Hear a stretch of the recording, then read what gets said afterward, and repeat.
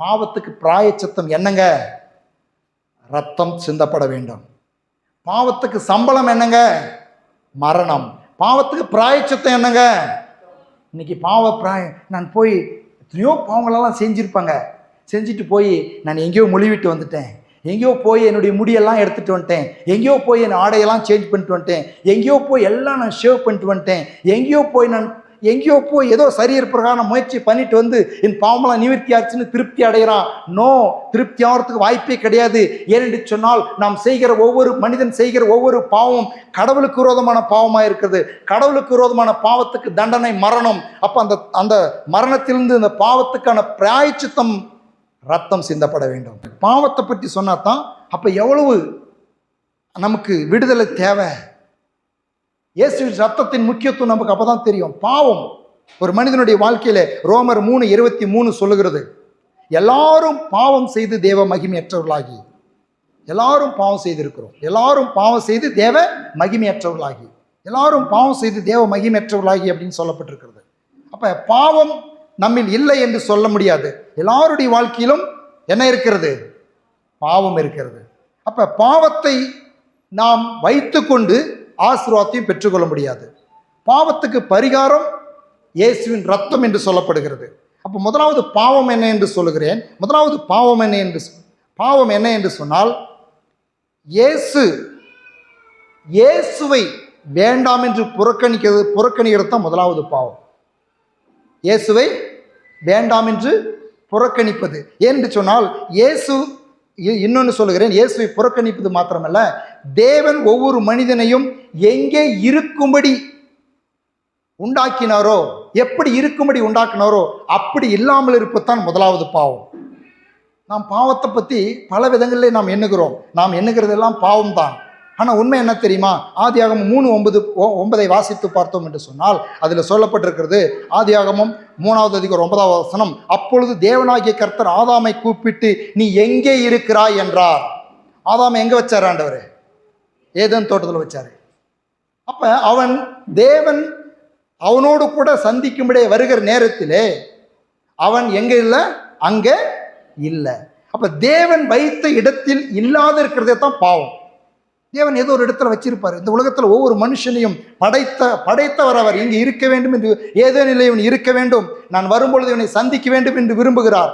இவன் அவரை சந்திப்பதற்கு முகமில்லாமல் பிசாசு இருக்கிற இடத்தில் பிசாசுடைய வார்த்தைக்கு கீழ்ப்படிந்து அவருடைய அந்த ஸ்தானத்திலிருந்து மறைவாய் போகிறான். ஆகவே தான் சங்கீதம் 1:1 சொல்லுகிறது, துன்மார்க்கருடைய ஆலோசனை நடவாமலும் பாவிகளில் வழியில் நில்லாமலும் பரியாசக்காரர் உட்காரும் இடத்தில். அப்ப எங்கேயோ உட்காரக்கூடாதுன்னு ஆண்டவர் சொல்றாரு, எங்கேயோ இருக்கக்கூடாதுன்னு சொல்றாரு. தேவன் ஏன் அப்படி சொல்றாருனாக்கா, ஒவ்வொரு மனிதனையும் அவர் தான் படைத்தார். நாம் என்னமோ நம்முடைய தாய்க்கும் தகப்பனுக்கும் நாம் சில நேரத்தில் பேசும் பொழுது நாம் புக் பண்ணி பிறந்த மாதிரி நாம் பேசுவோம். யாரும் புக் பண்ணி பிறக்கல. ஆண்டவர் இந்த தாய்க்கும் தகப்பனுக்கும் பிள்ளையாய் நாம் பிறக்க வேண்டும் என்று தாயின் கருவிலே நம் ஒவ்வொரு மனிதனையும் அவர் உருவாக்கினார். ஆமென். அவர் உருவாக்கினதுனால தான் அவர் என்ன சொல்றாரு, எங்கே இருக்கணும் அவர் விரும்புறாரு. எங்கே இருக்கணும்னு அவர் விரும்புகிறாரு. ஆதாம் எங்கே இருக்குன்னு விரும்புகிறாரு. அதனால தான் சங்கீதம் 1:1 சொல்லுது, எங்கே இருக்கணும்? துன்மார்க்கர் இருக்கிற இடத்துல இருக்கக்கூடாது, பாவிகளுடைய இடத்துல நிற்கக்கூடாது, பரிகாசக்கார உட்கார இடத்துல அப்போ இங்கெல்லாம் இருக்கக்கூடாதுன்னு சொல்கிறார். அப்போ தேவன் எங்கே இருக்க சொல்கிறாரோ அங்கே இருக்காமல் போகிறது பாவம்.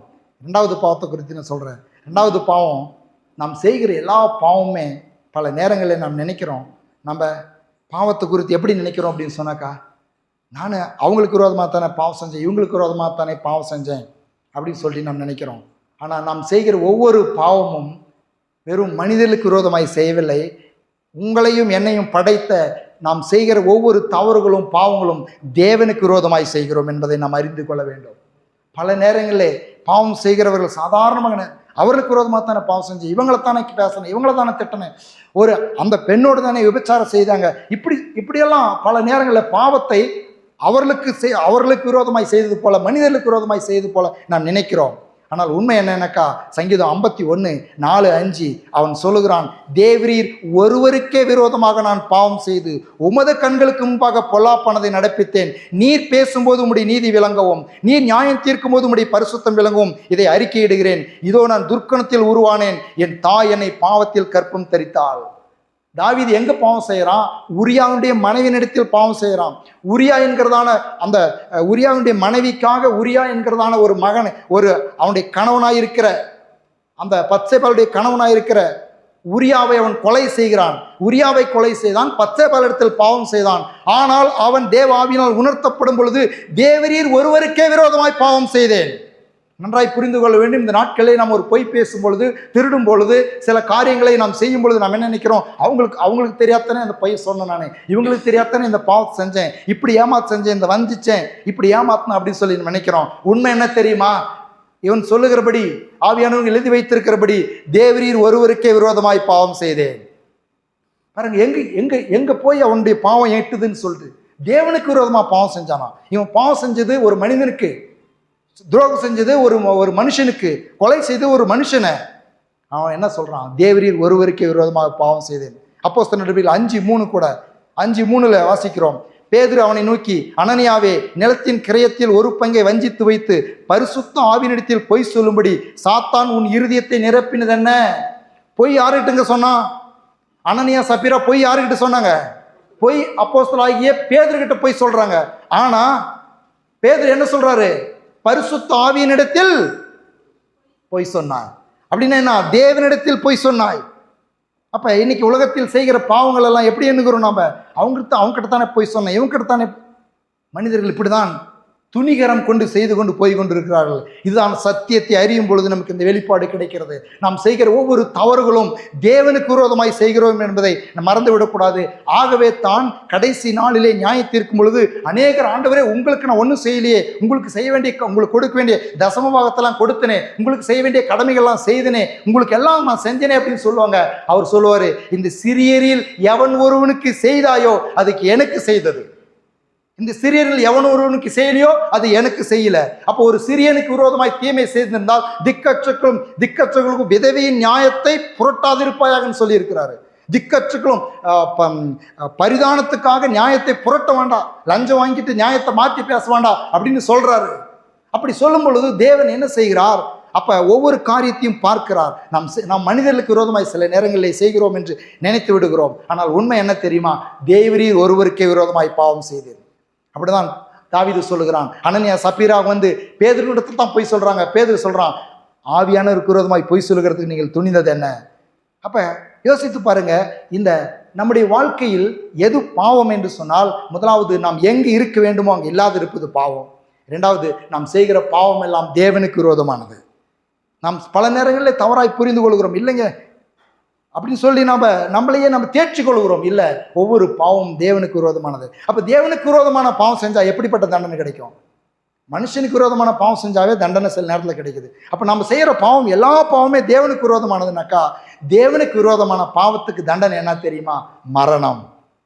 ரோமர் 6:23 சொல்லுகிறது, பாவத்தின் சம்பளம் மரணம், தேவனுடைய கிருபை வரமோ நம்முடைய கர்த்தராகிய இயேசு கிறிஸ்துவினால் உண்டாகும் நித்திய ஜீவன். அப்போ நாம் ஏன் இன்னைக்கு உலகத்தில் இருக்கிற மனுஷர்களையும் சரி நம்மையும் சரி தேவன் நரகத்தில் கொண்டு போய் போடுறான்றாங்களே? அன்புள்ள தேவன் எப்படி நரகத்தில் போட முடியும்னு சொன்னாக்கா, பாவம் செய்தது மனிதனுக்கு விரோதமாக இல்லை, தேவனுக்கு விரோதமாக. பாருங்க, இந்த உலகத்தில் நம்முடைய வாழ்க்கையில், இந்த உலகத்தில் நம்ம ஒரு அரசாங்கத்துக்கு கீழே வாழ்கிறோம். நம்ம சாதாரண ஒரு குற்றங்களுக்கெல்லாம் எடுத்ததுமே நம்மளை கொண்டு போய் தூக்கு தண்டனையில் போட மாட்டாங்க. ஆனால் அரசாங்கத்துக்கு விரோதமான சில குற்றங்கள் உண்டு, அதுக்கு பெரிய தண்டனை உண்டு. ஒரு மனுஷனுக்கு விரோதமாய் செய்கிறதுக்கும் அரசாங்கத்துக்கு விரோதமாய் செய்கிற பாவத்துக்கும் வித்தியாசம் இருக்கிறது. ஒரே பாவத்தை ஒரு மனுஷனை அடித்தால் நமக்கு 3 மாதம் சிறையில் வைத்து அனுப்பிவிடுவார்கள். ஆனால் ஒரு அரசாங்கத்தின் அதிகாரியாக இருக்கிற பிரதமரையோ இல்லை முக்கிய மந்திரியோ அடித்தால் ஒரு வேளை அதன் தண்டனை இன்னும் விபரீதமாக இருக்கும். அதுபோல் தான் நம்முடைய அனைத்து பாவங்களும் தேவனுக்கு விரோதமானது என்பதை நாம் அறிந்து கொள்ள வேண்டும். இந்த பாவத்துக்கு தண்டனை, பாவத்தின் சம்பளம் மரணம். அப்போ நம்ம பாவத்தின் சம்பளம் மரணம். சரி, இந்த பாவத்தின் சம்பளம் மரணம் அப்படின்னாக்கா இந்த பாவத்துக்கு பரிகாரம் என்ன? லேவியராகமம் 17:11 சொல்லுகிறது, மாம்சத்தின் உயிர் இரத்தத்தில் இருக்கிறது, நான் அதை உங்களுக்கு பலிபீடத்தின் மேல் உங்கள் ஆத்துமாக்களுக்காக பாவ நிவர்த்தி செய்யும்படி கட்டளையிட்டேன், ஆத்துமாவிற்காக பாவ நிவர்த்தி செய்கிறது இரத்தமே. ஹல்லேலூயா. அப்ப மரணம், நாம் செய்கிற பாவத்துக்கு மரணம் தான் தீர்ப்பு, மரணம் தான் தண்டனை அப்படின்னாக்கா, அப்ப தேவன் ஒரு பரிகாரத்தை வைக்கிறாரு. அன்புள்ள தேவன் ஒரு பரிகாரத்தை வைக்கிறாரு. ஓகே, நீ மரணத்துக்கு ஏதோ உன்னை பாவத்தை செஞ்சிருக்கிற, ரத்தம் சிந்தினால் அந்த ரத்தத்தை பார்த்து நான் உன் பாவத்தை மன்னிப்பேன். பாவ நிவர்த்தி செய்து. ஏன் தெரியுமா? ரத்தத்தில் என்ன இருக்கிறது? ஜீவன் இருக்கிறது. அப்ப பாவத்தின் சம்பளம் மரணம். அப்ப பாவத்துக்கு பரிகாரம் ரத்தம் சிந்தினால், அந்த ஜீவனுள்ள அந்த ரத்தம் சிந்தப்படும் பொழுது அந்த ரத்தத்தின் நிமித்தமாக நான் என்ன செய்ய போகிறேன்? அந்த பாவத்தை மன்னிக்க போகிறேன். ஆத்துமாக்களுக்காக பாவ நிவர்த்தி செய்கிறது ரத்தமே. நன்றாய் புரிந்து கொள்ளுங்கள். இன்றைக்கு தேவனுக்கு விரோதமாய் பாவம் செய்துவிட்டு தேவனை பிரியப்பட்டு, நான் பாவத்தை குறித்து உங்களுக்கு சுருக்கமாய் சொல்லிவிட்டேன். பாவம் தேவன் நாம் செய்கிற ஒவ்வொரு பாவமும் தேவனுக்கு விரோதமான பாவம். தேவனுக்கு விரோதமான பாவத்தை செய்துவிட்டு தேவனை பிரியப்படுத்தும்படியாக சில வெளியரங்கமான காணிக்கைகளையும் பணத்தையும், சில வெளியரங்கமான ஆடைகளையும் உடைகளையும் உணவுகளையும் சில தானதரங்களையும் செய்துவிட்டு நம்முடைய பாவத்துக்கு நிவர்த்தியை நாம் பெற்றுக்கொள்ள முடியாது.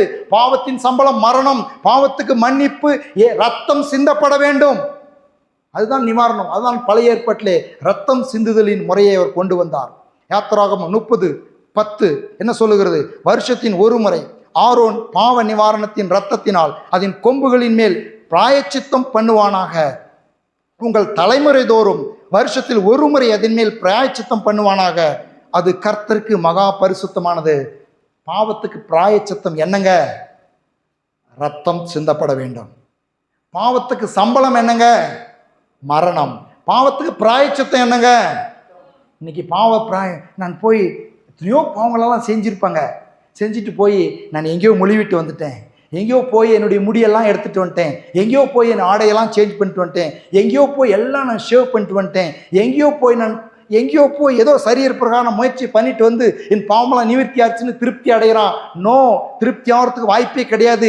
ஏனென்று சொன்னால் நாம் செய்கிற மனிதன் செய்கிற ஒவ்வொரு பாவம் கடவுளுக்கு விரோதமான பாவமாக இருக்கிறது. கடவுளுக்கு விரோதமான பாவத்துக்கு தண்டனை மரணம். அப்போ அந்த மரணத்திலிருந்து இந்த பாவத்துக்கான பிராயச்சித்தம் ரத்தம் சிந்தப்பட வேண்டும். அதான் இன்னைக்கு கூட பாருங்க, பல மதங்களிலே, பல பக்திகளிலே, திருவிழாக்களிலே ரத்தத்தை, சில மிருகங்களுடைய ரத்தத்தை சிந்த வைத்து அதனால் கடவுளை பிரியப்படுத்தலாம் என்று சொல்லுகிறதான அந்த பழக்கங்கள் எல்லாம் கடவுள் இயேசு கிறிஸ்து பழைய ஏற்பாட்டிலே பிதாவாகிய தேவன் ஏற்படுத்தின அந்த முறையில் இருந்து வந்ததான ஒரு சடங்கு சம்பிரதாயங்களாகத்தான் இருக்கிறது. அப்ப பிராயச்சித்தம் ரத்தத்தினால், அது கொம்புகளின் மேல் பிராயச்சித்தம் பண்ணுவாயாக. எல்லாம் சொல்லுங்க, ரத்தத்தினாலே எனக்கு பிராயச்சித்தம் உண்டு. அப்போ ஒரு ரத்தத்தினால இன்னைக்கு ஒவ்வொரு மனுஷனுக்கும் பிராயச்சித்தம் உண்டு. அந்த பாவத்தினால் அவன் மரிக்க வேண்டியதில்லை, பாவத்தினால் நரகத்துக்கு போக வேண்டியதில்லை, பாவத்தினால் அவனுடைய வியாதிகளில், அவன் சாபங்களில், பாவத்தினால் அந்த விளைவுகளை அவன் தொடர்ந்து அனுபவித்துக் கொண்டிருக்க வேண்டிய அவசியமில்லை. பாவத்துக்கு பிராயச்சித்தம் உண்டு. அதுதான் ரத்தம். எல்லாம் சொல்லுங்க, இயேசுவின் ரத்தம். ஊபாகமம் 12:27 சொல்லுகிறது, உன் தேவனாகிய கர்த்தருடைய பலிபீடத்தின் மேல் உன் சர்வாங்க தகன பலிகளை மாம்சத்தோடும் இரத்தத்தோடும் கூட பலியிட கடவாய். நீ செலுத்தும் மற்ற பலிகளும் இரத்தமும் உன் தேவனாகிய கர்த்தருடைய பலிபீடத்தின் மேல் ஊற்றப்பட கடவது. மாம்சத்தையோ நீ புசிக்கலாம்.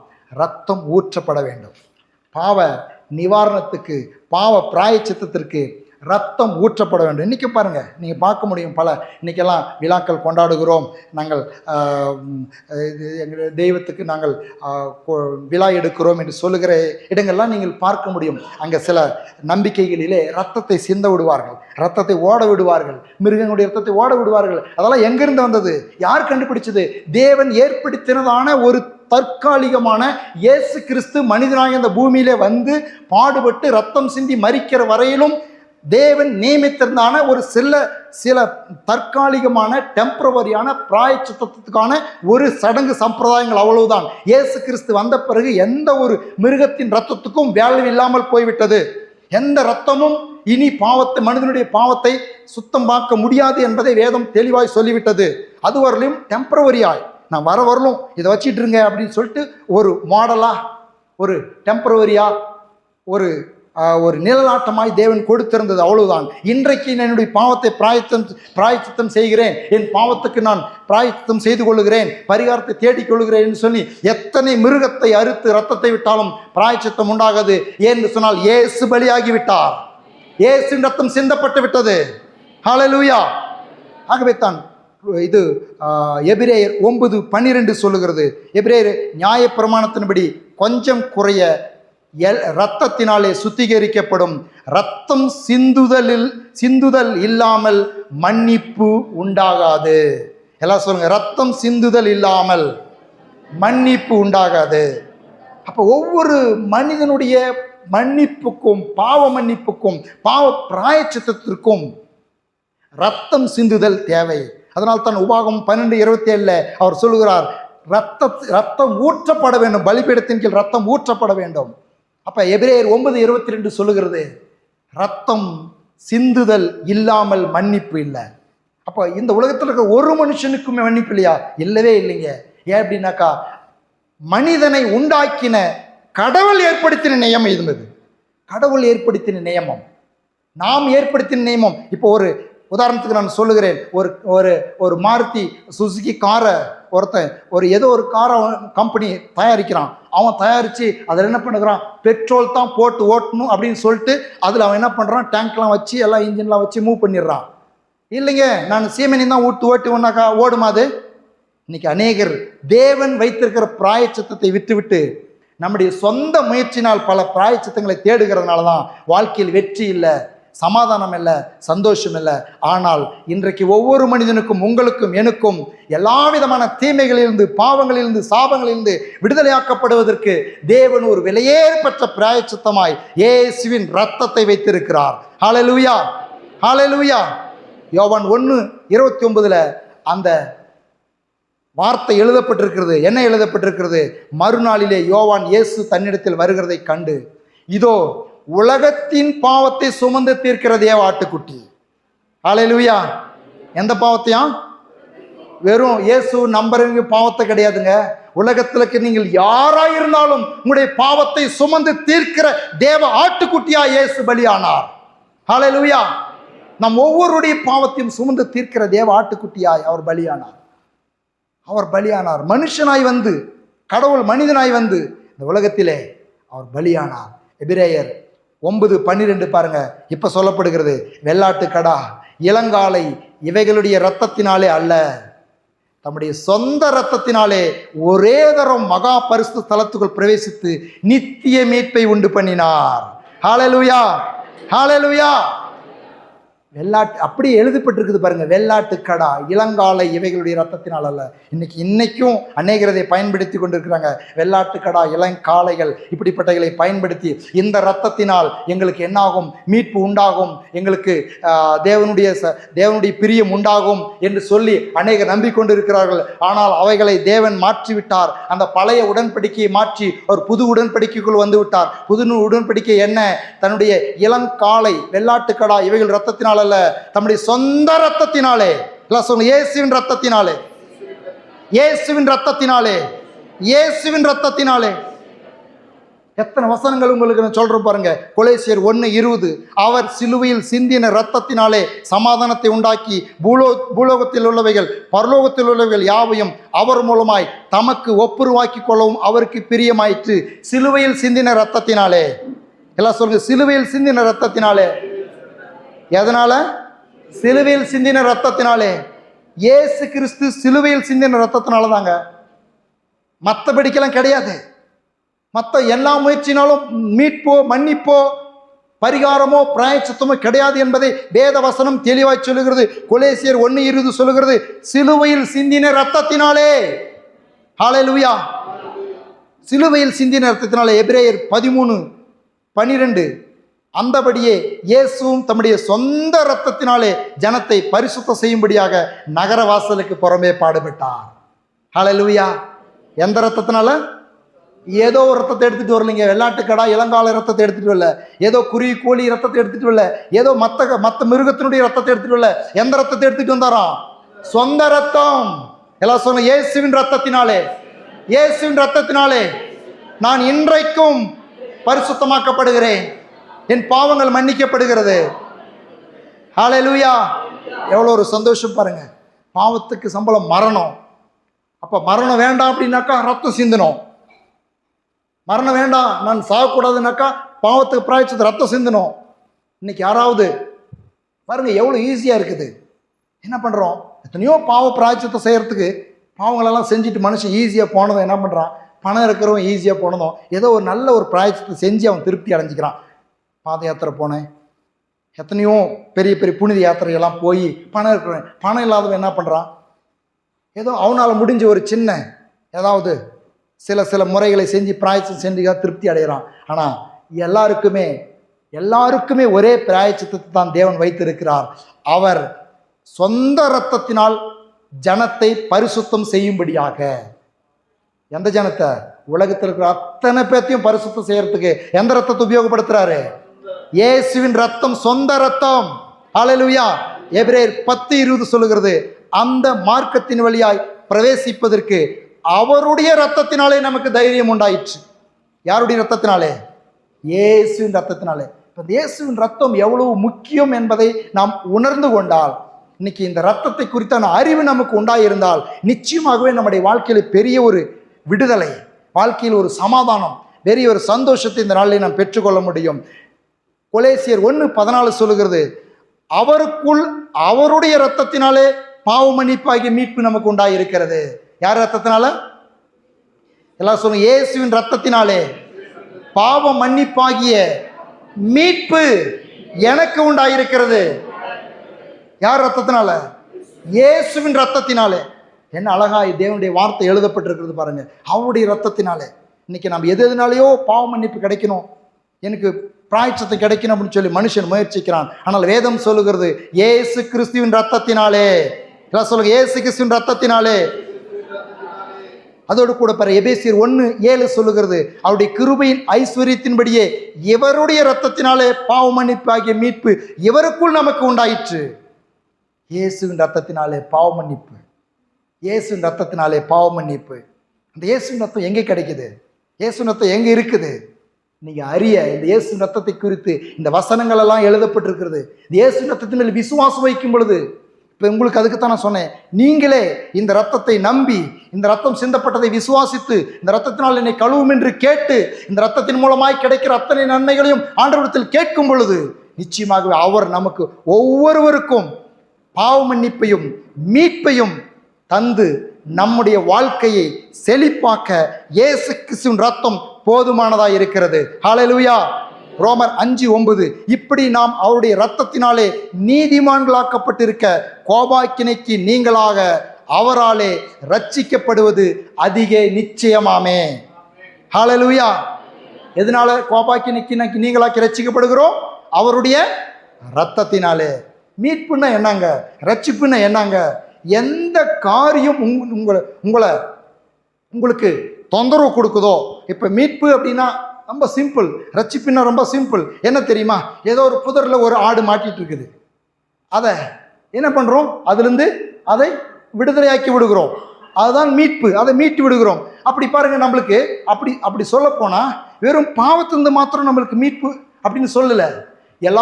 ஒவ்வொரு நாளும் பல காரியங்களில் சிக்கிறோம், நம்ம பல காரியங்களில் சிக்கிறோம். ஒவ்வொரு நாளும் அவருடைய ரத்தத்தினால் நமக்கு மீட்பு தேவை. ஹல்லேலூயா. பிசாசு ஒவ்வொரு நாளும், தாவீது சொல்லுகிறான், என் சத்துருக்கள் எனக்கு மறைவாய் வைத்த கண்ணிக்கு என்னை நீங்களாக்கி மீட்டுக்கொள்ளும். ஒவ்வொரு நாளும் பல கண்ணிகளில் நம்ம போய் மாற்றோம், பல கண்ணிகளில் சிக்கிக்கொள்கிறோம், பல பிரச்சனைகளை சிக்கியிருக்கிறோம். நம்முடைய தனிப்பட்ட வாழ்க்கையில, குடும்பத்திலே, கணவன் மனைவிக்குள்ளே, பெற்றார் பிள்ளைகளுக்குள்ளே, நம்முடைய வேலை ஸ்தலங்களிலே பல சிக்கல்களுக்குள்ளே சிக்கிக்கொள்கிறோம். பிசாசை சிக்க வைக்க பார்க்கிறான், கெர்ச்சிக்கிற சிங்கம் போல சுற்றி திரிகிறான். ஒவ்வொரு நாளும் நமக்கு மீட்பு தேவை. ஹல்லேலூயா. ஆகவே தன் வேத வசனம் சொல்லுகிறது, ஆட்டுக்குட்டியின் ரத்தத்தினாலும் சாட்சியின் வசனத்தினாலும் அவனை ஜெயித்தார்கள். ஹல்லேலூயா. அவருடைய ரத்தத்தினாலே நமக்கு நீதிமானாக்கப்படுகிறோம். 1 பேதுரு 1:19 சொல்லுகிறது, குற்றமில்லாத மாசற்ற ஆட்டுக்குட்டி ஆகிய கிறிஸ்துவின் விலையேற பெற்ற ரத்தத்தினாலே மீட்கப்பட்டீர் என்று அறிந்திருக்கிறீர்களே. ஹல்லேலூயா. எப்படி சொல்லப்பட்டிருக்கு பாருங்க. எல்லாம் சொல்லுங்க, குற்றமற்ற மாசற்ற ஆட்டுக்குட்டி ஆகிய கிறிஸ்துவின் விலையேற பெற்ற இரத்தத்தினாலே நான் மீட்கப்பட்டிருக்கிறேன் என்பதை அறிகிறேன். ஹல்லேலூயா. அதான் பாருங்க, அப்படியே ஆவியானவர் அறிந்திருக்கிறீர்களே. அறியணுங்க, எதுல மீட்கப்பட்டிருக்கிறோம். சும்மா இயேசு நம்பணும், நான் மீட்கப்பட்டுட்டேன், உண்மைதான். ஆனா எப்படி மீட்கப்பட்டிருக்கிறோம்? எப்படி உள்ளத்துல ஒரு பாவ மன்னிப்பு நிச்சயம் வந்திருக்கிறது, எப்படி அந்நிய பாஷையின் வரம் கிடைச்சிருக்குது, எப்படி ஆவியில் நிரம்பி அந்நிய பாஷையில் பேசி துதிக்கிறீங்க, எப்படி அமைதியாக இவ்வளோ நேரம் உட்காந்து கேட்க முடியுது, எப்படி உள்ளத்துல ஒரு சமாதானம். ஒருத்தர் சொல்றாரு, அங்கே வந்து உட்காந்துட்டு வந்தாவே ஒரு சமாதானமாக இருக்குதுங்க உள்ளத்துல. ஏன் அந்த சமாதானம் கிடைக்குது? ஏதோ இங்கே என்ன புதுமை செய்கிறாங்களா, இங்கே என்ன மாயவத்தை செய்யறோமோ, இங்கே என்ன மேஜிக் செய்யறோமோ? ஒன்றும் செய்யறதில்ல. இயேசுவின் ரத்தத்தின் வல்லமையையும் இயேசுவின் வார்த்தையின் வல்லமையும் உங்களுடைய என்னுடைய வாழ்க்கையை அப்படியாய் மாற்றுகிறது. ஹல்லேலூயா. அவர் ஒன்று வெளிப்படுத்தின விசேஷம், வெளிப்படுத்தி 1:6 சொல்லுகிறது, நம்மிடத்தில் அன்பு கூர்ந்து தமது இரத்தத்தினாலே நம்முடைய பாவங்களற நம்மை கழுவி தம்முடைய பிதாவாகிய தேவனுக்கு முன்பாக நம்மை ராஜாக்களும் ஆசாரியர்களும் ஆக்கின அவருக்கு மகிமையும் வல்லமையும் என்றென்றைக்கும் உண்டாயிருப்பதாக. ஹல்லேலூயா. எப்படி கழுவினாராம்? அன்பு கூர்ந்து தமது இரத்தத்தினாலே. எல்லாரும் சொல்லு, என்மேல் அன்பு வைத்து இயேசு அவருடைய இரத்தத்தினால் என்னை கழுவி இருக்கிறார். ஒருவேளை இன்னைக்கு யாரா இருந்தாலும் பரவாயில்ல, இந்த இடத்துல இன்னைக்கு தான் முதல் தடையாக வந்திருந்தாலும் பரவாயில்ல, ஒருவேளை இந்த செய்தியை நீங்கள் எங்கேருந்து கேட்டுட்டு இருந்தாலும் பரவாயில்ல, ஒருவேளை இன்னைக்கு ஆன்லைனில் கேட்டுட்டு இருந்தாலும் பரவாயில்ல, என்னைக்கோ இந்த செய்தி எப்படி நான் கேட்குறேன்னு தெரில, தற்செயலாக கேட்குறனாலும் பரவாயில்ல, நான் சொல்லுகிறேன், உங்கள் மேல் அன்பு வைத்து அவர் ரத்தம் சிந்தி உங்களை நேசித்ததினால் அவர் அன்பு கூர்ந்து தம் ரத்தத்தை சிந்தி உங்களை மீட்டு கொண்டு இருக்கிறார். ஆமென். ஹல்லேலூயா. இன்றைக்கும் மீட்க வல்லவராய் இருக்கிறார். எப்பேற்பட்ட சாக்கடையில் இருந்தாலும் அன்பு வைத்து இரத்தத்தினாலே பாவங்களற நம்மை கழுவி. ஹல்லேலூயா. பாருங்க எதனால கழுவுறாரான்னு. என் அன்பு தேவ பிள்ளைகளை நன்றாய் புரிந்து கொள்ளுங்கள். இன்னைக்கு கழுவுறதுக்கு நிறைய காரியங்களை கொண்டு வந்துட்டாங்க உலகத்துல. இதை வச்சு இதை வச்சு பரிகாரம் பண்ணு, அதை வச்சு பரிகாரம் பண்ணு, இதை வச்சு பூஜை பண்ணு, இப்படி கும்பிடு, இப்படி மழுங்கால் படியிடு, மண்டியில் போ, முழங்காலில் போ, இப்படியா இதை செய்ய, அதை செய்ய, இதை மாட்டி வை, இதை போட்டுக்கா. பரிகாரம் கழுவுறதுக்கு, வாழ்க்கையில் பாவத்தை கழுவுறதுக்கு, சாபத்தை கழுவுறதுக்கு, வியாதியை கழுவுறதுக்கு, பிரச்சனைகளை கழுவுறதுக்கு 1008 முறைகளை கொண்டு வந்து கொண்டிருக்கிற இந்த நாட்களிலே இயேசுவின் சமூகத்தில் நின்று பரிசுத்தாவின் துணையோடு கூட தேவ ஊழியக்காரனாக இருக்கிற நான் சொல்லுகிறேன், வெளிப்படுத்தல் 1:6 சொல்லுகிறது, பாவங்களற கழுவுகிற இயேசுவின் ரத்தம் மாத்திரமே. ஹல்லேலூயா. இயேசுவின் ரத்தம் மாத்திரமே உங்களையும் என்னையும் பாவங்களற கழுவ முடியும். ஏன் பாவங்களற எப்படி கழுவுறாரு? அன்பு. அவருடைய அன்பினால் அவர் பாவங்களற கழுவி மீட்டு கொண்டிருக்கிறார். வெளிப்படுத்தல் 5:9 சொல்லுகிறது, தேவரீர் புஸ்தகத்தை வாங்கவும் அதன் முத்திரைகளை உடைக்கவும் பாத்திராயிருக்கிறீர். ஏனெனில் நீர் அடிக்கப்பட்டு சகல கோத்திரங்களிலும் பாசைக்காரரிலும் ஜனங்களிலும் ஜாதிகளிலும் இருந்து எங்களை தேவனுக்கென்று உம்முடைய இரத்தத்தினாலே மீட்டுக்கொண்டு, எல்லாம் சொல்லுங்க, உம்முடைய இரத்தத்தினாலே மீட்டுக்கொண்டு.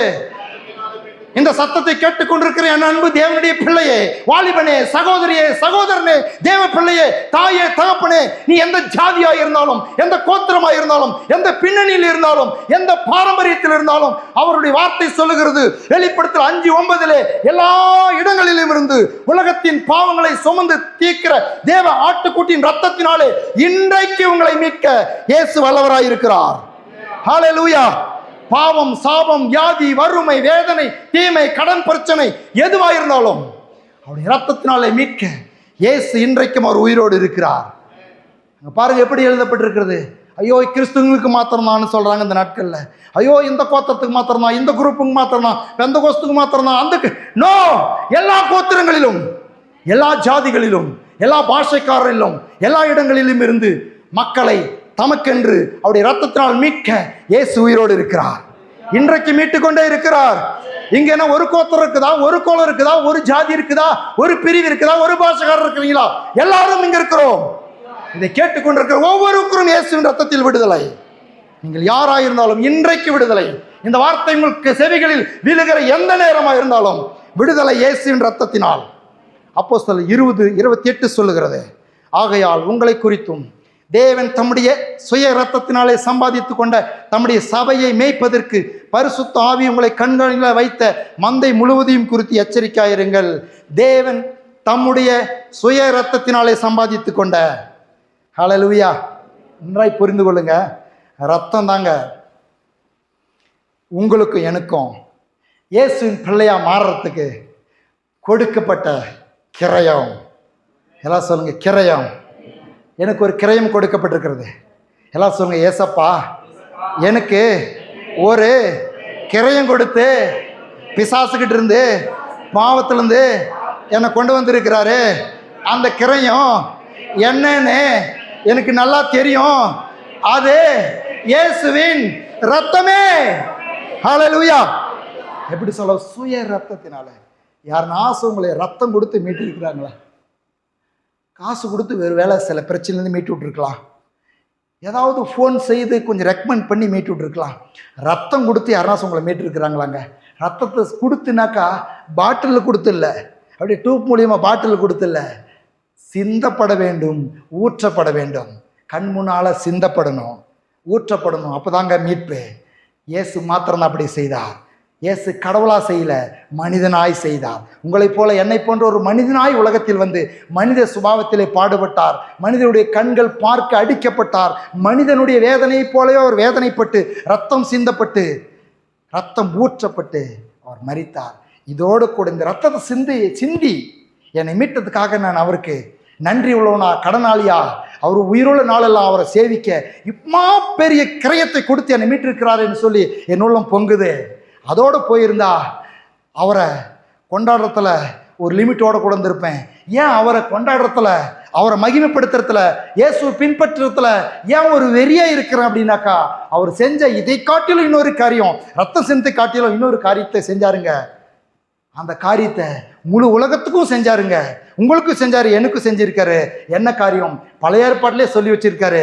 சகரியா 9:11 அவர் சொல்லி வச்சிருக்காரு, உனக்கு நான் செய்வது என்னவென்றால், தண்ணீர் இல்லாத குழியிலே அடைப்பட்டிருக்கிற உன்னுடையவர்களை நான் என் உடன்படிக்கையின் இரத்தத்தினாலே விடுதலை பண்ணுவேன். ஹல்லேலூயா. எதில் விடுதலை? இந்த வாக்கு தத்துவத்தை பிடிச்சிக்காங்க நீங்க. இந்த வாக்கு தத்துவம் இது விலையேற பெற்ற வாக்கு தத்துவம். இந்த வாக்கு தத்துவத்தை பிடிச்சிக்கிட்டு உங்கள் சொந்தங்களுக்காக ஜெபிச்சு பாருங்க, உங்களுடைய உறவுகளுக்காக ஜெபிச்சு பாருங்க. அன்னைக்கு இந்த வாக்கு தத்துவம் எழுதப்படுது. என்ன எழுதப்படுது? நான் என் உடன்படிக்கையின் ரத்தத்தினாலே. எல்லாரும் சொல், உடன்படிக்கையின் ரத்தம். இன்னொரு வசனத்தை வாசித்துட்டு இதை நான் விளக்குறேன். எரேமியா 31:31 இதோ நாட்கள் வரும் என்று கர்த்தர் சொல்லுகிறார், அப்பொழுது இஸ்ரவேல் குடும்பத்தாரோடும் யூதா குடும்பத்தாரோடும் புது உடன்படிக்கையை பண்ணுவேன். புது உடன்படிக்கையை பண்ண போறாராம். என்னங்க அது புது உடன்படிக்கை? எபிரேயர் 13:20 சொல்லுகிறது, நித்திய உடன்படிக்கையின் இரத்தத்தினாலே ஆடுகளுடைய பெரிய மேய்ப்பனான நம்முடைய கர்த்தராகிய இயேசுவை மரித்தோரிலிருந்து ஏறி வர பண்ணின சமாதானத்தின் தேவன். எப்படி பண்றாரு? என்ன சொல்லுகிறார்? சகரியா 9:11 என் உடன்படிக்கையின் ரத்தம்னு சொல்றாரு. எரேமியா 31:31 புது உடன்படிக்கை செய்வேன்னு சொல்றாரு. எபிரேயர் 13:20 உடன்படிக்கையின் ரத்தம்னு சொல்றாரு.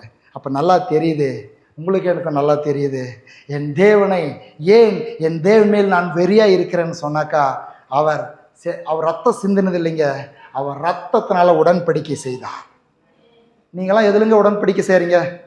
அக்ரிமெண்ட்டுன்னு தெரியும் உங்களுக்குலாம். அக்ரிமெண்ட்டு, நிச்சயதார்த்தம் சொல்கிறீங்க இல்லையா? ஒருவரோடு ஒருவர் செய்யும் பொழுது, ஒரு பொருளை வாங்கும் பொழுது, திருமணத்துக்கு என்கேஜ்மெண்ட்லாம் செய்யும் பொழுது என்ன செய்கிறீங்க? எப்படிப்பட்டதான என்கேஜ்மெண்ட் செய்கிறீங்க? ஒப்பந்தத்தை செய்கிறீங்க, உடன்படிக்கை செய்கிறீங்க, ஆளை வச்சுக்கிட்டு தானே செய்கிறீங்க. கணவன் ஒரு திருமணத்தில் இணைக்கப்பட போகிறவங்க என்கேஜ்மெண்ட் செய்ய போகிறாங்க, நிச்சயதார்த்தம் செய்ய போகிறாங்க, அக்ரிமெண்ட் பண்ண போகிறாங்க. என்ன பண்ணுறாங்க? ரெண்டு பேரும் ஒரு என்ன சொல்லிக்கிறாங்க? உன்னுடைய விரல் என் விரலை கத்தரிச்சு நான் ரத்தத்தை விடுறேன், உன் விரலை கத்தரிச்சு நீ ரத்தத்தை விடு. ரெண்டு பேரும் இந்த ரத்தத்தை பார்த்து அப்படி தானே பண்ணுறீங்க. ஓ, தங்க மோதிரம் இல்லையா? தங்க மோதிரத்தை வச்சு நாம் ரெண்டு பேரும் மாற்றிக்கிட்டு உடன்படிக்கை செஞ்சுக்கிறோம். இந்த மோதிரத்தை பார்க்கும் பொழுது நான் ஒருத்தரோடு உடன்படிக்கை செய்திருக்கிறேன், இந்த மோதிரத்தை பார்க்கும்பொழுது நான் இன்னொருத்தரோட உடன்படிக்கை செய்திருக்கேன். இப்படி தான் உடன்படிக்கை செய்கிறோம். ஆனால் இயேசு என்ன பண்ணார் தெரியுமா? உங்களையும் என்னையும் கேட்கவே இல்லைங்க.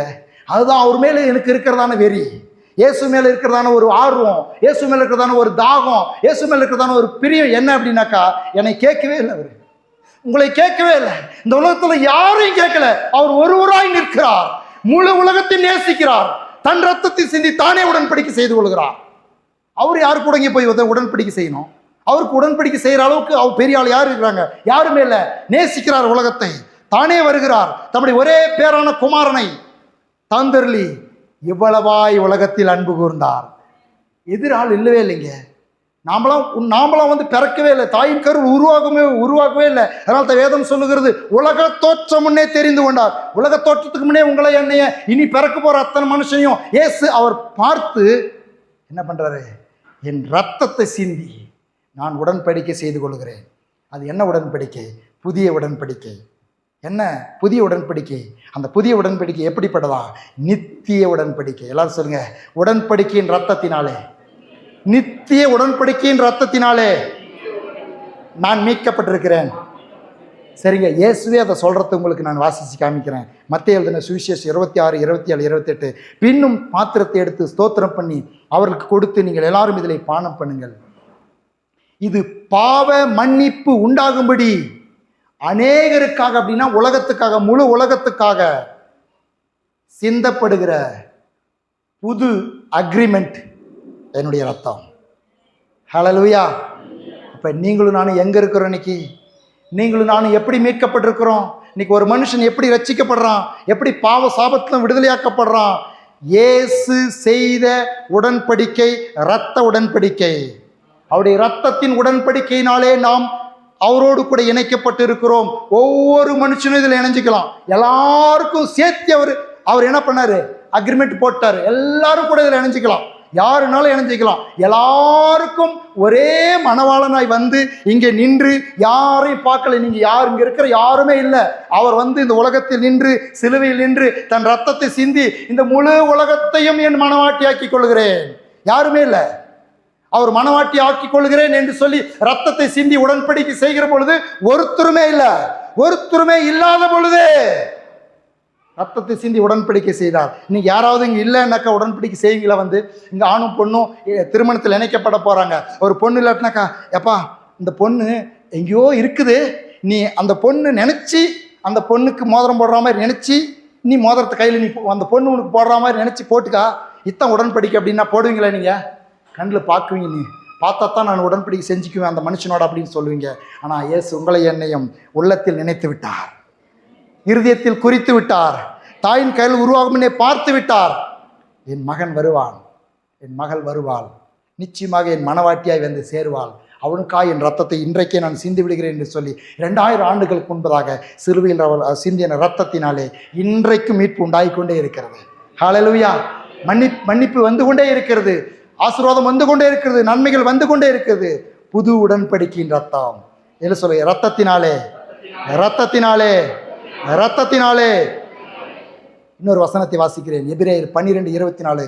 புது உடன்படிக்கையின் மத்தியஸ்தராகிய இயேசு கிறிஸ்துவின் இடத்திற்கும் ஆபேலுடைய ரத்தம் பேசினதை பார்க்கிலும் நன்மையானவர்களை பேசுகிற ரத்தமாகிய தெளிக்கப்படும் ரத்தத்திடத்திற்கும் வந்து சேர்ந்தீர்கள். ஹல்லேலூயா. எங்க வந்து சேர்ந்திருக்கிறோம் நாம? இந்த சத்தியம் உங்களுக்கு தெரியுதா? எங்க வந்து சேர்ந்திருக்கிறோம் நாம? இயேசுவின் ரத்தத்தின் இடத்துக்கு வந்து சேர்ந்திருக்கிறோம். இயேசுவின் ரத்தத்தால் கழுவப்பட்டு இருக்கிறோம். புது உடன்படிக்கைக்கு நாம் மனவாட்டியாய் இருக்கிறோம். இயேசு கிறிஸ்து உங்களோட என்னோட ஒரு உடன்படிக்கை செஞ்சிருக்கிறாரு. அவர் மணவாளன், நாமெல்லாம் யாரு? மனவாட்டி. இந்த உடன்படிக்கை எப்படி செஞ்சிருக்காரு? வாயை திறந்து, சரிப்பா நீங்களாம் எனக்கு மனவாளனா இருங்க, நானும் மனவாளனா இருக்கிறேன், நீங்களாம் எனக்கு மனவாட்டியே இருங்க அப்படி சொல்லிட்டு போனாரா? அப்படி சொல்லிட்டு போயிருந்தா அவர் நம்ப இருக்க மாட்டாங்க. அவர் என்ன பண்ணாரு? அவர் சொல்லிட்டு, அவர் சொன்னாவே மாற மாட்டார். அவர் ஒன்றும் பெரிய அக்ரிமெண்ட்லாம் போட வேண்டியதில்லை, உடன்படிக்கைலாம் செய்ய வேண்டியதில்லை, வாக்கு அவர் சத்தியமெல்லாம் பண்ண வேண்டியதில்லை. இயேசு ஒரு தடவை சொன்னாவே நான் அப்படியே நம்புவேன். ஆனால் அதையும் தாண்டி இந்த பாவமான இந்த மனுஷனாக இருக்கிற நான், இந்த மாறி போகிற தடுமாறி போகிற, அடிக்கடி டிஜஸ் தினகரன் அவர்கள் இயேசுவின் அன்பு குறித்து பாடும்பொழுது இப்படி சொல்கிறவங்க,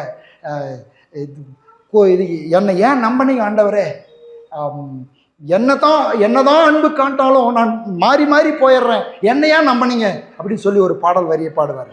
மீண்டும் மீண்டும் பதறி போயிடுறேன், மீண்டும் மீண்டும் தடுமாறி போயிடுறேன், என்னையே நேசிக்கிறீங்க அப்படின்னு பாடுவார். இப்படி மாறி போகிற என்னை நம்பி சும்மா உன்னை நேசிக்கிறேன்னு அவர் சொன்னாவே போதும். எப்படி சொல்கிறாராம்? ரத்தத்தை சிந்தி நம்ம சொல்லுவோம் இல்லையா, சத்தியமானு சொல்லுவோம் இல்லையா, அந்த சத்தியமெல்லாம் கூட சில நேரத்தில் மாறி போயிடுது. அவர் சொல்கிறது ரத்த உடன்படிக்கையிலேயே ரத்த உடன்படிக்கை தான் வெளியேறப்பெற்றது. ரத்த உடன்படிக்கை தான் வெளியேறப்பெற்றது. சில கையெழுத்து போடுறது, பத்திரம், பொருள் மாற்றம், சில ஃபைன் கட்டுறன்ற அந்த உடன்படிக்கைலாம் மாறி போகிறது, அதனுடைய எல்லாம் அந்த உடன்படிக்கை எல்லா காட்டிலும் அதிக வேல்யூ உள்ளது ரத்த உடன்படிக்கை. அதனால தான் சொல்கிறாரு, இயேசு கிறிஸ்து பாத்திரத்தை எடுத்து, இது என்னுடைய ரத்தத்தினாலாகிய புதிய, என் ரத்தத்தை சிந்தி உங்களை நான் ரட்சிக்க நான் விரும்புகிறேன். என் ரத்தத்தை சிந்திக்கிறேன். என்னை கேட்டுக்கொண்டிருக்கிற அன்பு தேவனுடைய பிள்ளையே, உங்களுக்காகவும் எனக்காகவும் இயேசு ரத்தம் சிந்தப்பட்டு விட்டது. அந்த ரத்தம் இன்றைக்கும் பரிந்து பேசி கொண்டிருக்கிறது. அந்த ரத்தத்தினால் சுகம் உண்டு. அந்த ரத்தத்தினால் என்னென்னலாம் ஆசீர்வாதங்கள் உண்டுன்னு பேசணுனாக்கா எத்தனையோ இன்னும் பல மணி நேரங்கள் உங்களோடு நான் பேச வேண்டும். இந்த ரத்தத்தை குறித்து கொஞ்சம் எனக்கு தெரிஞ்சு ஆவியானவர் எனக்கு வெளிப்படுத்தின அளவுக்கு உங்களுக்கு நான் வெளிப்படுத்தி இருக்கிறேன். இது உங்களுக்கு போதுமானதாக இருக்கும். இன்றைக்கு தேவையான சத்தியமாக இருக்கும். இந்த ரத்தத்தினால், இயேசுவின் ரத்தத்தினால் நான் கழுவப்பட்டு இருக்கிறேன். இயேசுவே உடைய ரத்தத்தால் என்னை கழுவும். ஒருவேளை இயேசு ரத்தத்தினால் கழுவப்பட்ட அனுபவம் இல்லை எனக்கா, இயேசுவே என் ரத்தத்தால் கழுவுன்னு சொல்லுங்கள். ஒரு பாடலை இந்த நேரத்தில் பாடப்போகிறோம். எழுந்து நான் பாடும் பொழுது நீங்கள் புதிதாக வெந்திருக்கிறவர்களாக இருந்தா இயேசுவே உடைய ரத்தத்தால் என்னை கழுவுன்னு சொல்லுங்க. நீங்கள் கழுவப்பட்டவர்களாக இருந்தா ஆண்டவரே உம்முடைய ரத்தத்தின் மகிமையினால உம்முடைய அந்த ரத்தத்தின் வெளிப்பாடுகளை இன்னும் எனக்கு தாரும். அந்த ரத்தத்தினால் எனக்கு கிடைக்கக்கூடிய அத்தனை மீட்பையும் ரட்சிப்பையும் சமாதானத்தையும் விடுதலையும் எனக்கு தாரும் என்று சொல்லி ஜெபிங்க. இந்த பாடலை பாடி முடிந்த பிறகு உங்களுக்காக நான் ஜெபிக்க போகிறேன். நம்ம எல்லாரும் கூட இணைந்து நாம் ஜெபிக்கலாம். வாங்க. Hallelujah. Thank you Jesus. Thank you father. இந்த பாடலை நீங்கள் உணர்ந்து நாம் பாடுவோம். Thank you Lord. ஹல்லேலூயா.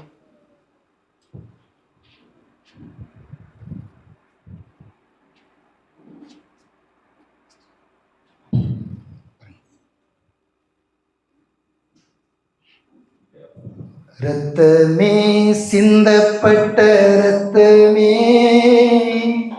விலையாக சிந்தப்பட்டதே.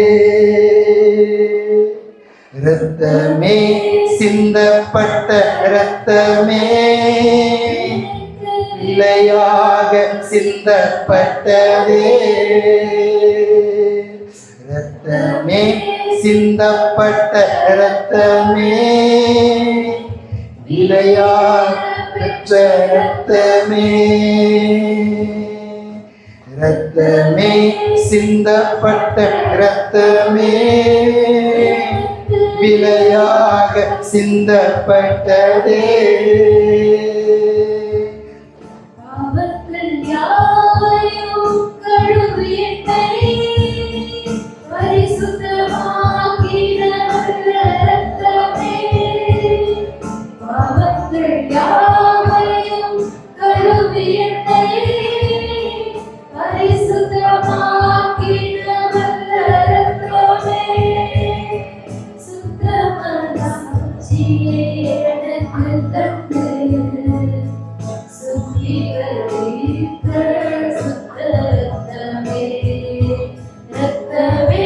சிந்தப்பட்ட இரத்தமே, விலையேற பெற்ற இரத்தமே. இரத்தமே சிந்தப்பட்ட இரத்தமே, விலையாக சிந்தப்பட்டதே. இரத்தமே சிந்தப்பட்ட இரத்தமே, பெற்ற இரத்தமே. சிந்தப்பட்ட இரத்தமே, விலையாக சிந்தப்பட்டதே.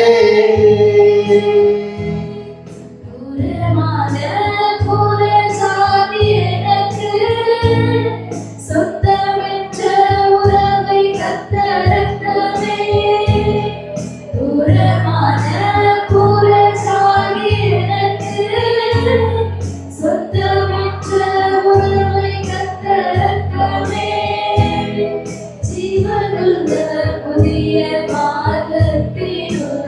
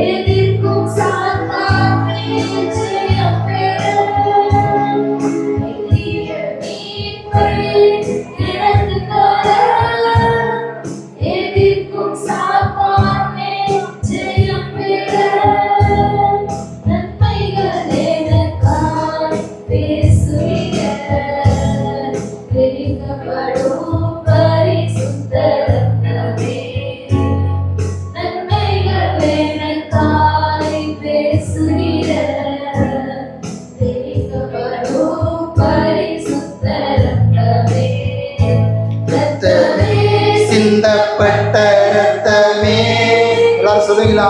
இளையேற பெற்ற ரத்தமே, ரத்தமே சிந்தப்பட்ட ரத்தமே, எனக்கு விலையாக சிந்தப்பட்டதே.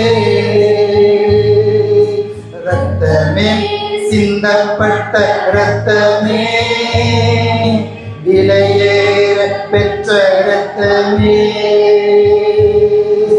ரத்தமே சிந்தப்பட்ட ரத்தமே, எனக்கு விலையாக சிந்தப்பட்டதே. ரத்தமே சிந்தப்பட்ட ரத்தமே, எனக்கு விலையாக சிந்தப்பட்டதே, எனக்கு விலையாக சிந்தப்பட்டதே. நன்றாய் கவனிங்க, நன்றாய் கவனிங்க. இதை கேட்டுக்கொண்டிருக்கிற உங்களுக்கும் எனக்கும் விலைக்கிறையும் என்ன? இயேசுவின் ரத்தம். ரத்தத்தை கிரையம் கொடுத்து உங்களை என்னை ரட்சித்து இருப்பாருனாக்கா மற்றது எதுவுமே செய்ய மாட்டாரா? அந்த ரத்தத்திலேயே எல்லாம் இருக்குதுங்க. அந்த ரத்தத்தை கொடுக்கும் பொழுதே அந்த ரத்தமே சொல்லுது, பரிந்து பேசுது. அந்த ரத்தத்தில் சுகம் உண்டு, சாத்தான் மேல் ஜெயம் உண்டு, பரிகாரம் உண்டு, செழிப்பு உண்டு. அதான் அந்த ரத்தத்தின் ஆசீர்வாதத்தை குறித்து நான் உங்களுக்கு ஆய்வாளர் வெளிப்படுத்துகிற நாளில் அதை உங்களுக்கு நான் எடுத்து நான் போதிக்கிறேன். விலையாய் கொடுத்திருக்கிறார் இயேசுவின் ரத்தம். இதை கேட்டுக்கொண்டிருக்கிற நீங்கள் யாராக இருந்தாலும் எனக்கு என்னுடைய பாவ மன்னிப்புக்கு, என்னுடைய நித்திய வாழ்வுக்கு மாத்திரமல்ல, இந்த உலகத்தில் வெற்றியாய் வாழ்கிறதுக்கு, பிசாசின் மேல் ஜெயம் எடுத்து வாழ்கிறதுக்கு எனக்கு கொடுத்திருக்கிற கிரயம், எனக்கு கொடுத்திருக்கிற பாவ இயேசுவின் ரத்தம். மீட்கப்பட்டதே அவருடைய ரத்தத்தை கொடுத்து தான் மீட்டாரு. கிரயம் கொடுத்து தான் மீட்டாரு. ரத்த கிரயம் ப்ளஸ் ரத்த கிரயம் கொடுத்து மீட்கப்பட்டிருக்கிறேன். இயேசுவின் ரத்தம் என் கிரயம், என் மீட்புக்கு, என் சமாதானத்திற்கு, என் சந்தோஷத்திற்கு இயேசுவின் ரத்தம் கிரயம். ஒருவேளை அநேகருக்கு புதிதாக இருக்கலாம் இது. இந்த ஜெபத்தை நீங்கள் சொல்லுங்கள். பிறகு உங்களோடு என்னோடு கூட இணைந்து உங்களையும் ஜெபிக்க வைக்கிறேன் நான். இயேசுவே, உம்முடைய இரத்தத்தினால் என் பாவங்களை கழுவி என்னை சுத்தமாக்கும். இயேசுவே, உம்முடைய இரத்தத்தை விசுவாசிக்கிறேன். நீர் என்னுடைய பாவங்களுக்காக இரத்தம் சிந்தினதை நம்புகிறேன். அந்த இரத்தம் இன்றைக்கும் எனக்காய் பரிந்து பேசுகிறது, என் பாவங்களை மன்னிக்கிறது என்பதை விசுவாசிக்கிறேன். இயேசுவே, என்னை உம்முடைய இரத்தத்தினால் கழுவி சுத்தமாக்கி உம்முடைய பிள்ளையாய் என்னை ஏற்றுக்கொள்ளும். இயேசுவே, உமக்கு நன்றி. இயேசுவே, உமக்கு நன்றி. இப்போ இந்த ஜெபத்தை உண்மையாக நீங்கள் செய்திருப்பீர்கள் என்று சொன்னால், இந்த ஜெபத்தின் அடிப்படையில் இயேசுவின் ரத்தம் உங்களை என்னையும் கழுவ துவங்கிவிட்டது. ஒரு சில நேரத்தில் இப்படி நீங்கள் யோசிக்கலாம், இப்படி செஞ்ச மாத்திரத்தில் என்னெல்லாம் கழுவப்பட்டுட்டு நான் துவங்கிருச்சிங்க, கழுவ துவங்கி விட்டது. இப்படிப்பட்ட ஒரு நாளில் தான் நான் இயேசுவின் ரத்தத்தை நம்பி ஏற்றுக்கொண்ட பிறகு நிறைய பாவங்கள் என்னுடைய வாழ்க்கையில். நான் நினச்சேன், இயேசு ரத்தம் எங்கே கழுவுச்சு, தொடர்ந்து பாவம் செஞ்சுட்டு இருக்கிறேன்னு. என்ன இன்றைக்கு நான் உங்களுக்கு சொல்கிறேன், கழுவ துவங்கி விட்டது. அன்றைக்கு கழுவின முதல் நாளில் செய்து கொண்டிருந்தது போல இன்றைக்கும் என்னால் செய்ய முடியாது. ஏன்னா அது கழுவிக்கிட்டே இருக்குது. ஹல்லேலூயா. இன்றைக்கும் கழுவி சுத்தமாக்கி கொண்டிருக்கிறது ஒவ்வொருவரையும். இன்றைக்கு கழுவ இந்த ஜெபத்தின் அடிப்படையில் இயேசுவின் ரத்தம் உங்களையும் என்னையும் கழுவ துவங்கி விட்டது. எத்தனையோ நாட்களுக்கு முன்பாக அநேகரை கழுவினது, அது இன்றைக்கும் கழுவி கொண்டே இருக்கிறது. அதனால் நான் பாவமர கழுவப்பட்டு விட்டேன்னு சொல்லிவிட முடியாது. நாம் இன்னும் கழுவப்பட்டு கொண்டே இருக்கிறோம். ஒவ்வொரு நாளும் இயேசுவின் ரத்தம் நம்மை சுத்தமாக்கி பரிபூர்ணத்துக்கு நேராக நாம் நடத்தி கொண்டிருக்கிறதை நாம் விசுவாசிக்கிறோம். ஆகவே இந்த நேரத்தில் இயேசுவின் ரத்தத்தை தொடர்ந்து விசுவாசித்து நீங்கள் ஜெபித்த உங்களுடைய வாழ்க்கையில் தொடர்ந்து அவர் ரத்தத்தை அறிவோடு கூட ரத்தத்துக்காய், உம்முடைய ரத்தத்துக்காய் நன்றி, உம்முடைய ரத்த சிந்துதலுக்காய் நன்றி என்று சொல்லிக்கொண்டு இருப்போம் என்று சொன்னால், அந்த புது உடன்படிக்கையின் மத்தியஸ்தராய் இருக்கிற இயேசு கிறிஸ்துவின் ரத்தம் தொடர்ந்து நம்மை சுத்தமாக்கும். ஆமென். தொடர்ந்து நம்மை விடுதலையாக்கும். ஆமென். ஹல்லேலூயா. இப்பொழுது 2 கரங்களை உயர்த்தி நீங்க ஜெபிங்க. என்ன ஜெபிங்க? ஆண்டவரே, எனக்காக ரத்தம் சிந்தினீங்களே, ரத்தத்தை கொடுத்து என்னை மீட்டீங்களே, இப்போ மீட்கப்பட்டிருக்கு. இந்த சத்தத்தை கேட்குற இந்த ஜெபத்தை ஏறெடுத்து யாராக இருந்தாலும் அவருடைய ரத்தத்தினால் கழுவப்பட்டு இருக்கிறீங்க, கழுவ துவங்கி விட்டது. அப்போ நீதிமானாக்கப்பட்டு இருக்கிறீங்க. அப்போ நீங்கள் கேளுங்க, ஆண்டவரே, உங்களுடைய ரத்தத்தை கொடுத்து என்னை உங்கள் பிள்ளையாக மாற்றிட்டீங்களே, அப்போ எனக்கு இந்த நன்மையை கொடுங்க. என்ன நன்மை வேணும் இந்த நேரத்தில் கேளுங்க. சுகம் வேணுமா? விடுதலை வேணுமா? எந்த விதமான பாவத்திலிருந்து விடுதலையா, சாபத்திலிருந்து விடுதலையா, உங்கள் மகனுக்காக, மகளுக்காக, மனைவிக்காக, பிள்ளைக்காக, இல்லை உங்களுக்காக, வியாதி, சில சரீரத்தில் இருக்கிற பலவீனங்களுக்காக 2 கரங்களை உயர்த்தி நீங்கள் ஜெபம் பண்ணுங்க. நீங்கள் ஜெபம் பண்ணாலே இயேசு கேட்கிறார். ஏன்னா இயேசுவின் ரத்தம் உங்களை கழுவு துவங்கி விட்டது. இயேசுவின் ரத்தத்தை நம்பி விட்டீர்கள். இயேசுவின் ரத்தத்தை குறித்து இத்தனை வசனங்கள் உங்களுக்கு எடுத்து காண்பித்தேன். இத்தனை வசனங்கள் ஆவியானவர் எடுத்து காண்பித்தார். இத்தனை வசனங்கள் உங்கள் உள்ளத்தில் தொட்டு இருக்கிறது. இந்த வார்த்தையின் அடிப்படையிலே இயேசுவை நம்ப ஆரம்பித்து விட்டீர்கள். இயேசுவின் ரத்தம் உண்மையாகவே என்னை கழுவி சுத்தமாக்குகிறது என்று நம்ப ஆரம்பித்து விட்டீர்கள். இப்பொழுது இயேசுவே, எனக்காய் ரத்தம் சிந்தினீரே, என்னுடைய வாழ்க்கையில் இந்த பிரச்சனை விடுதலையை தாரும், சுகம் தாரும், சமாதானம் தாரும், வெற்றி தாரும், பிசாசு மீது ஜெயம் தாரும், இந்த என்னுடைய வேலையில்லாத திண்டாட்டத்தை மாற்றும், என்னுடைய எல்லா விதமான வறுமையை மாற்றும், ஏழ்மையை மாற்றும், சோர்வை மாற்றும். எது இருக்கிறதோ வாய் திறந்து நீங்க கேளுங்க. இயேசுவிடத்தில் நீங்க கேளுங்க. இயேசுவிடத்தில் நீங்க கேளுங்க. வாய் திறந்து 2 கரங்களை வைத்து இயேசுவே கூப்பிடுங்க. அன்றைக்கு இயேசுவின் ரத்தம் சிந்தப்படுவதற்கு முன்பதாகவே ஒருவன் கூப்பிடுகிறான், தாவீதின் குமாரனே இயேசுவே கூப்பிடுறான். அப்பயே விடுதலை கொடுத்தார். அதை காட்டிலும் மேலான ஆசீர்வாதத்துக்கு சொந்தக்காரனாய் இருக்கிறோம் நீங்களும் நானும் என்று சொன்னால் ரத்த உடன்படிக்கைக்கு கீழாய் இருக்கிறோம். இயேசுவின் ரத்தம் உங்களுக்காக எனக்காக சிந்தப்பட்டு விட்டது.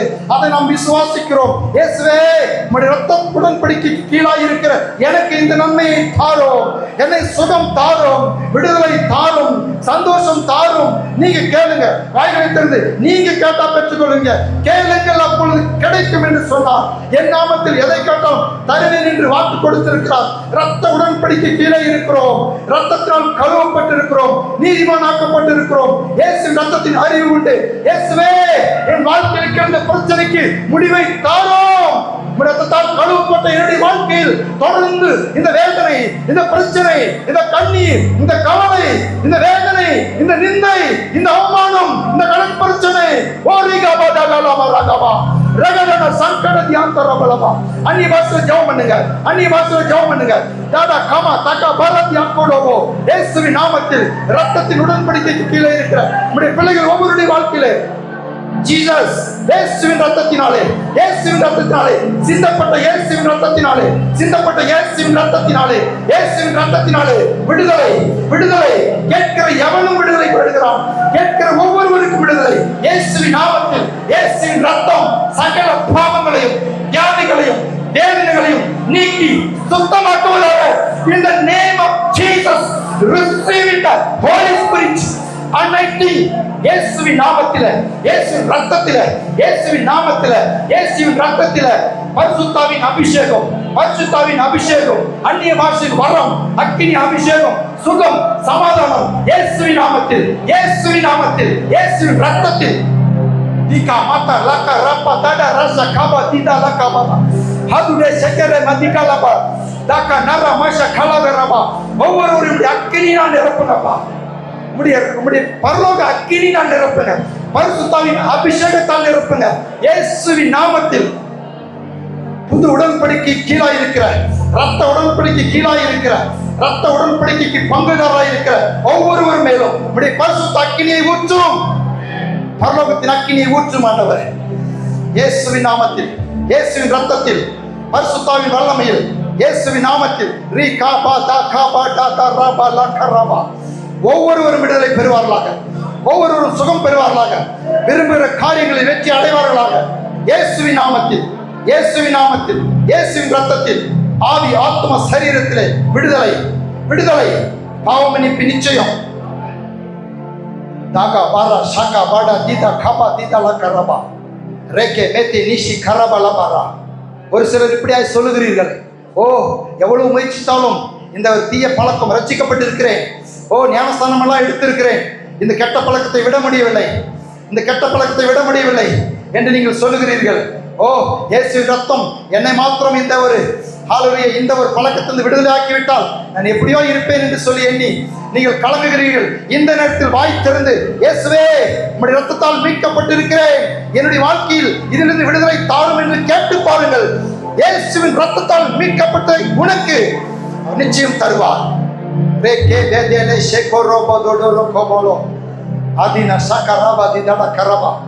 ரகதன சக்தல கியாந்தட பரபா ரேகே மேதி தியான மன்ன துட ரப ஷகிர கரபா. பரிசுத்த ஆவியின் வல்லமை ஊற்றுவீராக ஆண்டவரே. அம்மா, உமக்கு நன்றி நன்றி நன்றி நன்றி நன்றி நன்றி நன்றி. பெந்தகோஸ்து நாளில் ஊற்றப்பட்ட அதே அக்கினி எங்கள் ஒவ்வொருவர் மீதும், ரத்தத்துக்கு கீழாக இருக்கிற நாங்கள், ரத்த உடன்படிக்கைக்கு உட்பட்டவர்களாக இருக்கிற நாங்கள், புது உடன்படிக்கைக்காய் சொந்தக்காரர்களாக இருக்கிற நாங்கள் உடைய அபிஷேகத்தால் இன்னும் நிரப்பப்பட வாஞ்சிக்கிறோம். நிரப்புங்க டாடி, அக்கினியில நிரப்புங்க, அபிஷேகத்தால் நிரப்புங்க, வல்லமையினால் நிரப்புங்க, மகிமையினால் நிரப்புங்க, பரலோக அக்கினியினால் நிரப்புங்க. ஓ ரீகா பாதா டாரா ஷாக்கா ராபா தீதாடா கரபா. ரத்தத்தையே கிரயமா கொடுத்தவர் இந்த அந்நிய பாஷை தரமாட்டாரா? ஏங்க தவிக்கிறீங்க? ஐயோ, எனக்கு கிடைக்கவே இல்லை, ஏன் தவிக்கிறீங்க? வாய்களை திறந்து அவருக்கு சொல்லுங்க, ஆண்டவரே, எனக்காக ரத்தத்தையே கொடுத்தீங்களே, அபிஷேகத்தை கொடுக்க மாட்டீங்களா? அந்நிய பாஷை கொடுக்க மாட்டீங்களா? இன்னும் ஊற்றுங்க டாடி, என் நாவை தொடுங்க, என் சிந்தையை தொடுங்க, என் உள்ளத்தை தொடுங்க. சொல்லுங்க வாய் திறந்து. நீங்க கேட்டு பாருங்க. ஓ, ரத்தத்தையே கொடுத்தாரு, உயிரையே கொடுத்தாரு, உங்களுக்கு எதை கொடுக்க மாட்டாரு? இந்த நேரத்தில் கேட்டு பாருங்க. வாழ்க்கையில வேலையை கொடுங்க, வாய்ப்பு கொடுங்க, நல்ல கணவனை கொடுங்க, நல்ல மனைவியை கொடுங்க, நல்ல குடும்பத்தை கொடுங்க. டாடி, ரத்தத்தையே கொடுத்துட்டீங்களே, கேட்கறதெல்லாம் கொடுத்துருங்கப்பா. ரீகா பாதாலார் சக்கரா தேடாராபா தேகே நிமிஷே கோரோபோ தோடோரோபோ அந்தினா கம்தெல பிடி கரத்தியோத்தோரோ சகிதன கப்தல்லட கரந்தரபலவா. ஓ, ஸ்தோத்திரம் ஸ்தோத்திரம் ஸ்தோத்திரம். வாலிப பிள்ளைகளுக்கு நல்ல படிப்பு கொடுங்க டாடி, வாழ்க்கையில முன்னேற்றத்தை கொடுங்க டாடி. ரத்தத்தையே கொடுத்துருக்கிறீங்க, ஜீவனையே கொடுத்துருக்கிறீங்க. நன்றி அப்பா, நன்றி நன்றி நன்றி நன்றி. எஸ், இந்த நேரத்தில் நீங்க ஜெபிக்காதீங்க, எல்லாம் மனதில் வாய் திறக்க வேண்டாம், எல்லாரும் சைலண்டா மெல்லிய இசை மாத்திரம் இருக்கும், மெல்லிய இசை மாத்திரம், மெல்லிய இசை சவுண்ட் அதிகமாக வேண்டாம், ரொம்ப கம்மியாக வேண்டாம், மீடியமா ஏதாவது காட்சி பிடிங்க. எல்லாரும் யாரும் வாய் திறக்க வேண்டாம். ஓ, தேங்க்யூ. உள்ளத்தில் மாத்திரம் இயேசுவை நினைத்து உங்கள் சிந்தையை ஒருமுகப்படுத்தி இயேசுவை நினைத்து அமைதியாய் நில்லுங்கள். உங்களுக்காய் தேவ ஊழியக்காரனாக இருக்கிற நான் ஜெபிக்க விரும்புகிறேன். ஓ, தேங்க்யூ ஹோலி ஸ்பிரிட். நன்றி பரிசுத்த ஆவியானவரே, நன்றி பரிசுத்த ஆவியானவரே. நீங்கள் சொன்ன டாடி, நீங்கள் என்ன சொன்னீங்களோ அதை நான் சொல்லிட்டேன். ஹல்லேலூயா. மிஞ்ச காரியத்தை நீங்கள் தான் பார்த்து கொள்ளுகிறீங்க. ஆண்டவரே, உமக்கு நன்றி. உம்முடைய ஆவியான ஒரு பலமான காரியங்கள் உள்ளத்தில் செய்கிறதற்காக நன்றி. அநேக வாலிபர்கள் இருக்கிறாங்க, அநேக சிறு பிள்ளைகள் இருக்கிறாங்க. ஆண்டவரே, உம்முடைய வார்த்தை அவருடைய உள்ளத்தில் பிரவேசித்திருக்கிறது. அந்த வார்த்தைகள் அவருடைய உள்ளங்களில் ஆண்டவரே பசுமரத்து ஆணி போல இறங்கும்படியாக நான் ஜெபிக்கிறேன் இயேசுவின் நாமத்தில். ஆண்டவரே, உமக்கு ஸ்தோத்திரம். நான் தெரிந்து கொண்டவர் மேல் குற்றம் சாட்டுகிறவன் யார் என்று எழுதியிருக்கிற வார்த்தையின்படி ஆண்டவரே, அடிக்கடி பிள்ளைகளுடைய உள்ளங்களிலே பலவிதமான குற்ற எண்ணங்களையும் பாவ எண்ணங்களையும் தவறான எண்ணங்களையும் கொண்டு வந்து கொண்டிருக்கிற பொல்லாத சாத்தானின் சகல வல்லமைகளையும் இயேசுவின் நாமத்தினால், இயேசுவின் ரத்தத்தினால் தேவ ஊழியக்காரனாய் இருக்கிற நான் கடிந்து வெளியேற்றுகிறேன். இந்த நேம் ஆஃப் ஜீசஸ். ஹல்லேலூயா. வெளியேறுவதாக. எல்லா சிந்தையில் இருக்கிற கெட்ட எண்ணங்கள் வெளியேறுவதாக, பிசாசின் தந்திரங்கள் வெளியேறுவதாக, பிசாசின் சிந்தனைகள் வெளியேறுவதாக. நன்றி தகப்பனே. அதோடு கூட முடிவு ஊழியக்காரனாக இருக்கிற நான் ஜெபிக்கிறேனப்பா. ஆண்டவரே, ரத்தத்தையே கொடுத்து உங்களுடைய பிள்ளைகளை மீட்டுக்கொண்டீங்க. இந்த வார்த்தையை கேட்டுக்கொண்டிருக்க ஒவ்வொருடைய வாழ்க்கையில அற்புதங்களை செய்யுங்க டாடி. என்னென்ன தேவையோடு வந்திருக்கிறாங்கன்னு உங்களுக்கு தெரியும், அதை நீங்க அறிவிங்க. ஆண்டவரே, உங்களுக்கு ஸ்தோத்திரப்பா. நானும் அவைகளுக்கு ஜீவன் உண்டாயிருக்கும், அது பரிபூர்ணம் படம் வந்தேன் என்று சொன்னீங்களே, உங்கள் வார்த்தையின் அடிப்படையில் இயேசுவின் நாமத்தில் இவருடைய வாழ்க்கையில் உங்களுடைய ஜீவன் உண்டாகட்டும், அது பரிபூர்ணம் உண்டாகட்டும். வானத்தின் பலகணிகளை திறந்து ஆசீர்வதிங்க. ஆண்டவரே, நன்மையான ஈவுகளால் நிரப்புங்க. ஆவி ஆத்மா சரீரத்தை உன் கிருபைக்கு நான் ஒப்புக் கொடுக்கிறேன். பரிசுத்தவர்கள் தொடர்ந்து வழி நடத்துகிறாங்க. உங்களுடைய வார்த்தை சொல்லுகிறபடியே ஆண்டவரே, உங்களுக்கு ஸ்தோத்திரப்பா. உங்களுடைய நீதிமான்கள் ஆக்கப்பட்டிருக்கிற இவர்கள் உம்முடைய ஆலயத்தில் நாட்டப்பட்ட பச்சையான ஒளிமர கன்றுகளைப் போல் இருப்பார்களாக என்று சொல்லி இயேசு கிறிஸ்துவின் நாமத்தில், பிதா குமாரன் பரிசுத்தாவின் நாமத்தில் சிந்தப்பட்ட இயேசுவின் ரத்தத்தினாலே நான் இவர்களை ஆசீர்வதிக்கிறேன். ஆலயத்தில் நாட்டப்பட்ட பச்சையான ஒளிமர கன்றுகளைப் போல் வளர்வார்களாக. ஜீவனுள்ள நாளல்ல நன்மையும் கிருபையும் பின்தொடர்வதாக என்று சொல்லி ஆசீர்வதிக்கிறேன். மகிமை உமக்கு செலுத்துகிறேன். நீர் மகிமை அடைகிறாங்க. தொடர்ந்து மகிமையினால் எங்களை மூடுவீராக. எல்லா மகிமையும் உமக்கு செலுத்துகிறேன். நீ தருகிற அனைத்து நன்மைகளையும் நாங்கள் ஏற்றுக்கொள்கிறோம். இயேசுவின் நாமத்தில் பிதாவே. என் ஆத்துமாவே கர்த்தரை ஸ்தோத்திரி, என் முழு உலகமே பரிசுத்த நாமத்தை ஸ்தோத்திரி. என் ஆத்துமாவே கர்த்தரை ஸ்தோத்திரி, கர்த்தர் செய்த சகல உபகாரங்களையும் என்று மறவாதே. ஆமென். பிதாவாகிய தேவனுடைய அன்பும் இயேசு கிறிஸ்துவின் கிருபையும் பரிசுத்த ஆவியானுடைய சந்தோஷமும் சமாதானமும் ஐக்கியமும் நம் அனைவரோடும் இன்றும் என்றும் சதா காலங்களில் இருப்பதாக. ஆமென். ஆமென். ஹல்லேலூயா. ஹல்லேலூயா. ஹல்லேலூயா. God bless you.